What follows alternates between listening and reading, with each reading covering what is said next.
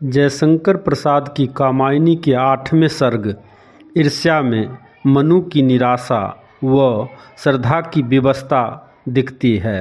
मनु शिकार करने वाले आखेटक के रूप में रम गए थे, जबकि श्रद्धा अन्न व बीज के संग्रह में ही अपना ज़्यादा समय व्यतीत करती थी। बचे हुए समय में तकली चलती, साथ ही मुख से स्वर लहरी भी फूट पड़ती। श्रद्धा को अपने अस्तित्व में परिवर्तन नजर आने लगा था। वह कुछ अनमनी सी आँखों में आलस भरे स्नेह के साथ जीने लगी थी। वह मातृत्व बोझ के उस अनुभूति से गुजर रही थी जो उसे भावी जननी के रूप में प्रतिस्थापित करने जा रही थी। दुर्भर थी गर्भ मधुर पीड़ा झेलती जिसे जननी सलील। जब मनु ने श्रद्धा का वह सहज खेद भरा रूप देखा तो साधिकार मौन से हो गए, जबकि श्रद्धा मनु के मनोभाव को समझते हुए बोल उठी। दिन भर थे कहाँ भटकते तुम, बोली श्रद्धा भर मधुर स्नेह। यह हिंसा इतनी है प्यारी जो भुलवाती है देह गे।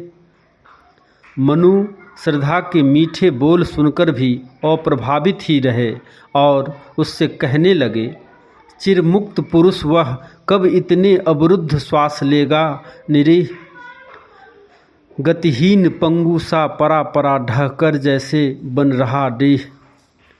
मनु के वचन सुनकर श्रद्धा ने उन्हें पुनः समझाने का प्रयास किया कि जो निरीह पशु जीकर हमारे लिए उपकारी हो सकते हैं, हम उनको क्यों मारें।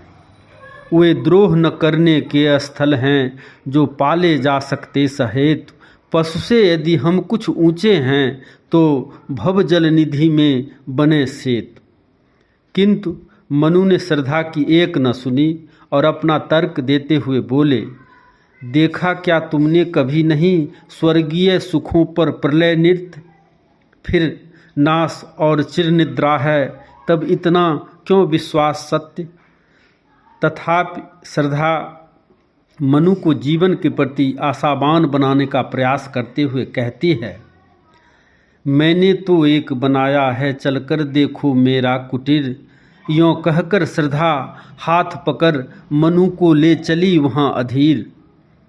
मनु वहाँ पहुँचकर श्रद्धा के गृह विधान को देखकर दंग रह गए। श्रद्धा उनके समक्ष हो अपनी भावी संतान के आगमन के बारे में बातें करने लगी। वह आने वाले संतान के सुख हेतु साधन जुटाने की बातें करने लगी, किंतु मनु को इन सब बातों से कोई प्रसन्नता नहीं हो रही थी। मनु का मन चित्कार कर उठा, यह जलन नहीं सह सकता मैं, चाहिए मुझे मेरा ममत्व।